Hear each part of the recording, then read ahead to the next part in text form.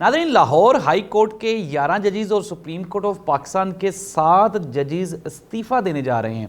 ये इस्तीफ़ा क्यों देने जा रहे हैं और पाकिस्तान में ये जो अदलिया का बहरान आने वाला है, इसका पाकिस्तान के मुस्तकबिल पे क्या असर पड़ने वाला है, इस पे हम बात करने जा रहे हैं आज के प्रोग्राम में। इमरान खान और अली अमीन गंडापुर पे कत्ल का मुकदमा यानी कि 302 का मुकदमा दर्ज करवा दिया गया है। ये कत्ल का मुकदमा किसका है और क्या इमरान खान इस मुकदमे का सामना कर पाएंगे या नहीं कर पाएंगे, इस पे भी हम बात करेंगे आज के प्रोग्राम में। और पाकिस्तान तहरीके इंसाफ के MNAs को एक मरतबा फिर उठाने का सिलसिला उसको दोबारा फिर शुरू कर दिया गया है। एहसन रियाज फतेहाना, जो कि रियाज फतेहाना के साहबजादे हैं, उनको अगवा कर लिया गया है। हुकूमत आइनी तरमीम के लिए हर मुमकिन कोशिश करने जा रही है। पाकिस्तान का सियासी मुस्तकबिल क्या होगा, इस पे हम बात करेंगे आज के प्रोग्राम में।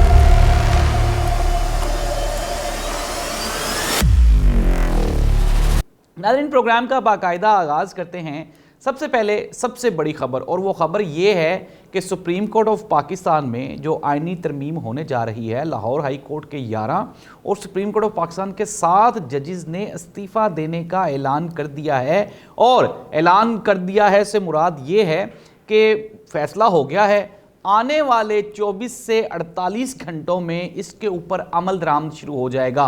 और इसकी सबसे बड़ी वजह क्या है? इसकी सबसे बड़ी वजह है वो आइनी तरमीम जिसके तहत काजी फायद ईसा साहब को एक मरतबा फिर पाकिस्तान पर, सुप्रीम कोर्ट ऑफ पाकिस्तान पर उनका तसल्लुत कायम करने की कोशिश की जा रही है आइनी अदालत की सूरत में। हमने आपको पिछले प्रोग्राम में बताया भी था कि आइनी अदालत को लेकर और आइनी तरमीम को लेकर मौलाना फजलुर रहमान साहब और हुकूमत पाकिस्तान में कुछ मामला तय पा गए हैं, लेकिन उसके ऊपर तहफ़्फ़ुज़ात भी थे और मौलाना साहब ने आइनी अदालत के क़याम पे हामी भी भर ली है और ये मशरूत सी हामी भरी है। इसमें क्या क्या चीज़ें डिस्कस हुई हैं हम आपको पहले भी बता चुके हैं। लेकिन नाज़रीन, अब जाहिर सी बात है, हुकूमत वक्त हर मुमकिन कोशिश करेगी कि वो किसी न किसी तरह से अपनी इस आइनी तरमीम को करवाने में कामयाब हो जाए। और इसके लिए पाकिस्तान तहरीक इंसाफ के MNAs को उठाने का सिलसिला एक मरतबा दोबारा फिर उसका आगाज़ भी हो चुका है। अगर हम आपको ताज़ा तरीन इतलात दें, हमारे सोर्सेज की एक कन्फर्म खबर है कि एहसन रियाज फतेहाना, जो कि रियाज फतेहाना के साहबजादे हैं,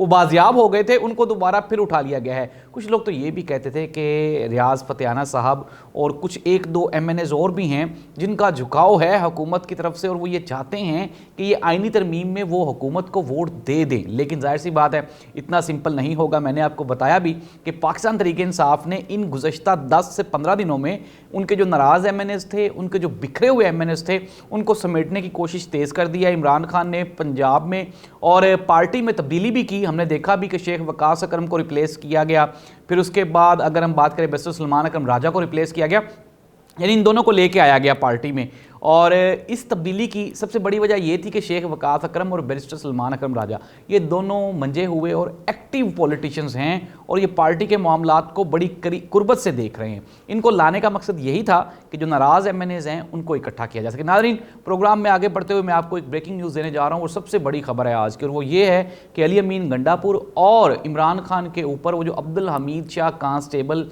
जो पिंडी में हलाक हुआ था, उसकी FIR इमरान खान और अली अमीन गंडापुर पर दर्ज करवा दी गई है। और उस FIR में लिखा है कि आमिर मुगल और जो दूसरे शुरका हैं वो अब्दुल हमीद कांस्टेबल पर तशद्दुद करते रहे और इस तशद्दुद के नतीजे में अब्दुल हमीद शाह कांस्टेबल वो हलाक हो गया। नाज़रीन, मैं आपको एक और भी बड़ी खबर देने जा रहा हूँ और वो खबर ये है कि KPK के लापता होने वाले जो पुलिस अफसरान हैं, उनका केस या उनका मुकदमा वो आप देखेंगे कि आने वाले वक्तों में KP गवर्नमेंट वो मोहसिन नकवी और शहबाज शरीफ के ख़िलाफ़ वो भी दर्ज करवाने जाएंगे। सर, जाहिर सी बात है, अब ये लड़ाई बढ़ने जा रही है। जब सियासत में कत्लो गारत की FIR होना शुरू हो जाए तो फिर 72 वाला भुट्टो आपको याद आता है, जिनके ऊपर एक नाहक खून का केस था और फिर उनको सजाए मौत हो गई। और अभी जस्ट रिसेंटली काजी फाइज और हमारी सुप्रीम कोर्ट ऑफ पाकिस्तान ने ये साबित किया कि वो जो केस था और वो जो फांसी थी वो एक जुडिशल मर्डर था। अब क्या इस तरह से 21वीं सदी में ये मुमकिन है? बज़ाहिर तो ये जाहिर सी बात है ब्लैकमेलिंग लगती है जो इमरान खान और पाकिस्तान तहरीक इंसाफ के लिए तैयार की जा रही है। अब आपको एक और बड़ी खबर देने जा रहे हैं।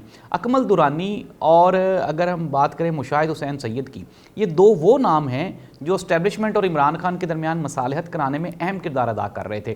اکمل درانی نے اپنے تازہ ترین بیان میں یہ کہا ہے کہ اب وقت آ گیا ہے کہ کے پی کے خصوصاً پاکستان تحریک انصاف پاکستان کو آزاد کروانے کے لیے اپنا رول پلے کرے، اور جس طرح سے قائد اعظم محمد علی جناح آزاد کشمیر اور پاکستان کو آزاد کروانے میں کے پی کے نے اپنا کردار ادا کیا تھا، ایک مرتبہ دوبارہ پھر کردار ادا کرے۔ اٹ مینز دیٹ کہ اسٹیبلشمنٹ کی طرف سے پاکستان تحریک انصاف کو کہیں نہ کہیں سے اب یہ آپ یہ کہہ لیں کہ ہری جھنڈی نظر آنا شروع ہو گئی ہے، اور علی امین گنڈا پور نے جو آپ کو کہا تھا کہ آنے والے دنوں میں آپ کو اچھی خبریں ملیں گی، تو اٹ مینز دیٹ کہ آنے والے دنوں میں آگے چل کے سب سے بڑی تبدیلی ہے، ابھی جو ٹارگٹ ہے وہ ہے 25 اکتوبر کو قاضی فائز عیسیٰ کو گھر بھیجنا۔